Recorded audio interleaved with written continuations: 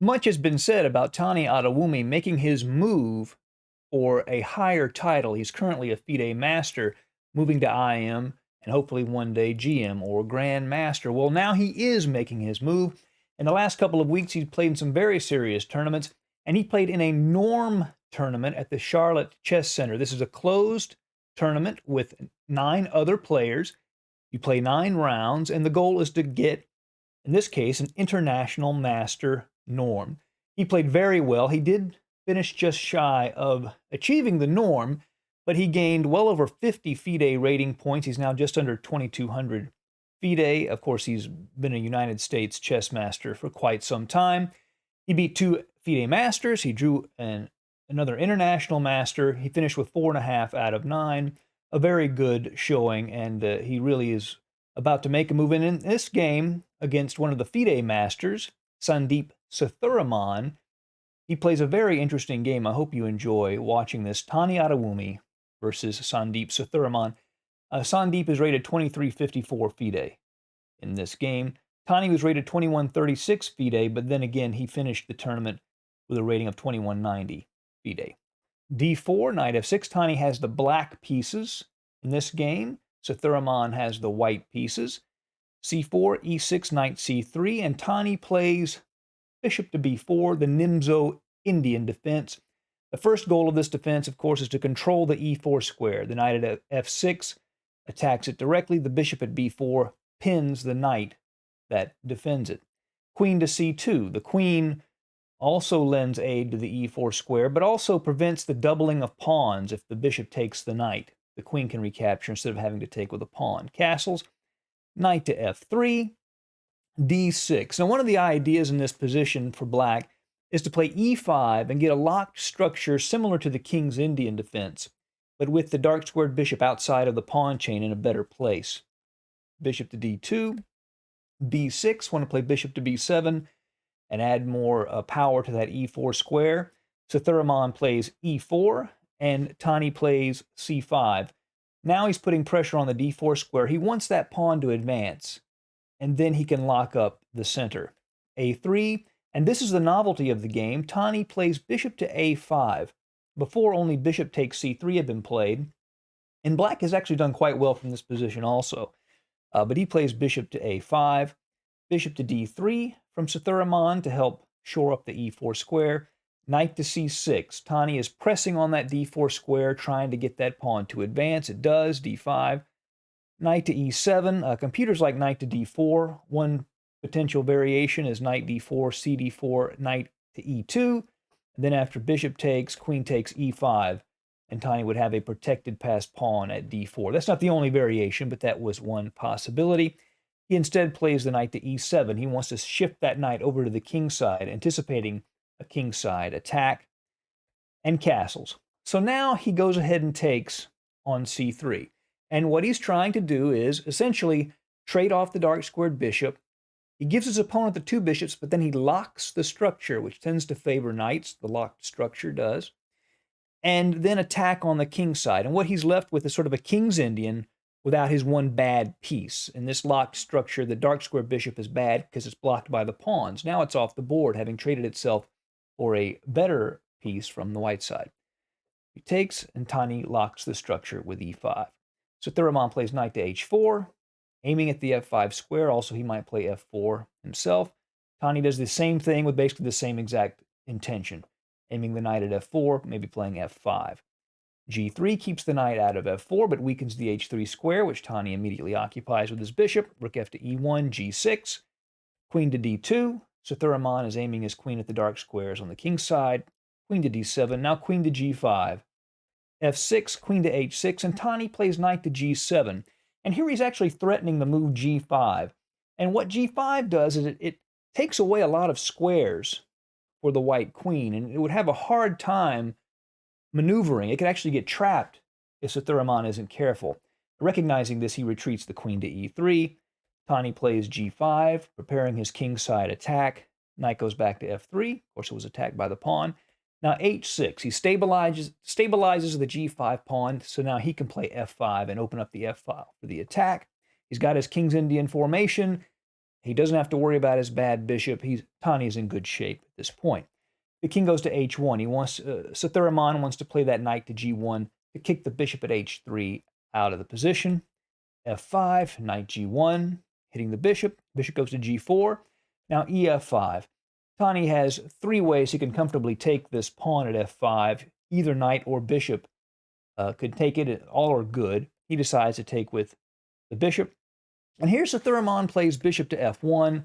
It's a passive move, and this allows Tani to be able to arrange his pieces very aggressively. First, he plays bishop to h7, and what he's doing is he's clearing out the f5 square, so now those knights can go to the f5 square and maneuver a bit. The bishop goes to h3. Yes, it's attacking the queen. Yes, it's on an important light square diagonal. The problem is Tani can just do this, g4. And he gains space with tempo, and now the bishop has to retreat. After bishop to g2, knight e to f5. The knights begin to use that f5 square as a pivot point. It attacks the queen on e3, which has to move to d2. Now rook to f6. He sees that this f2 pawn down here is a weakness. It's a backward pawn on a half-opened file. So he wants to double rooks and attack it. Sethuraman, recognizing this is a permanent weakness, well, almost permanent, he actually gets rid of it by playing an immediate f4. But that, of course, allows Tani to play ef3, take en passant, knight f3, and now he has a protected passer at d5. So Sethuraman would have to be able to blockade that pawn permanently on e4 for that to be an acceptable situation for him, and he cannot. So now Tani plays rook a to f8, and it turns out this is a little bit inexact. A superior move, as it turns out, was probably knight to d4 to jump in immediately, and it's a strong square for the knight. If the knight is taken, he gets a protected pass pawn. But after rook a to f8, that allows Sethuraman back into the game with a sacrifice, which he does play. Knight takes e5, gives up one minor piece for two central pawns. But he gets a strong bishop, he gets a protected passer at d5, and he gets all sorts of tactics directed at this rook at f6. So he gets good compensation. Tani's probably still a little bit better, but the advantage he had is beginning to evaporate. Pawn takes, bishop takes, the rook moves out of the attack, but now d6.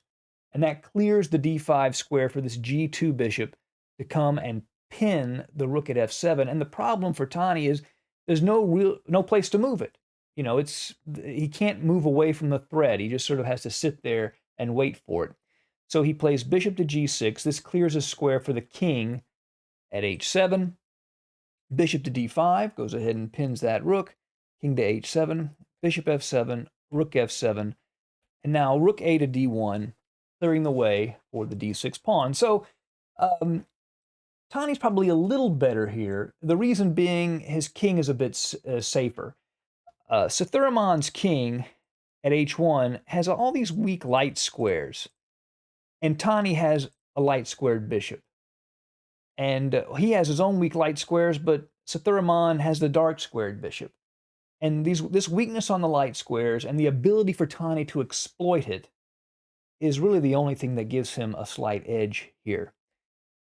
He plays knight to e6, obviously aiming at that d4 square. A little more exact, probably bishop to h5, kicking the rook at d1 away first. But he plays knight to e6, queen to d5. He doesn't want to let Tani play a knight to d4, interfering with the defense of the d6 pawn. Now bishop to h5. The only difference is now Sethuraman can keep his rook on the d file. So he plays rook to d3. Tani plays bishop to g4. Again, a little more precise, might have been knight to g5 immediately, threatening to play knight h3 with the threat of knight f2 check, which would fork the king and the rook. Bishop to g4. He's aiming at those light squares on the king's side, obviously. Queen to e4. Now, bishop to c3, again, would probably be Sethuraman's last chance to sort of hold the position. He's threatening the knight at e6, the queen and the rook attack it, and also he's got that nice dark squared long diagonal he might try to exploit. This basically would force Tani to play a knight to d4, and after bishop takes, knight takes, queen f7 check, queen f7, and then rook to e7, pinning the queen. And after king g6, rook f7, king f7, the pawn at d6 will fall, and you basically have a rook and a pawn in an endgame versus two minor pieces. Materially equal, but complex for sure. Black, I think Tani's a little bit better here, maybe because of the vulnerability of that c4 pawn stuck on a light square. But instead, Sethuraman plays queen to e4, pinning the f5 knight, attacking the g4 bishop. h5 defends the g4 bishop, and he plays rook to f1. And it's a natural looking move, but this move actually loses. A couple of opportunities. He could have played h4. It's a scary move because you're removing cover from your king, but it's a little more accurate. Basically what h4 does is it keeps the knight from coming into this g5 square. He also could have played bishop to f4. That would have done the same thing. That would work also. But rook to f1, and now knight to g5. Hits the queen at e4 and aims at those dangerous light squares on the king's side. Queen goes to e1, queen to e6, hitting the c4 pawn, b3 defending it.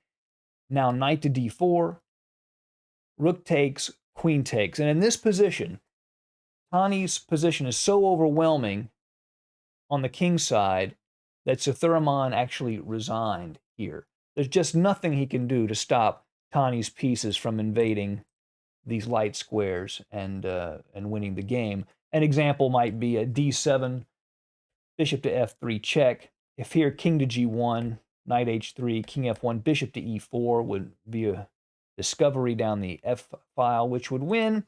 And if Sethuraman just took the bishop, giving up the material, then simply queen f3 check, king g1, knight h3 would be checkmate.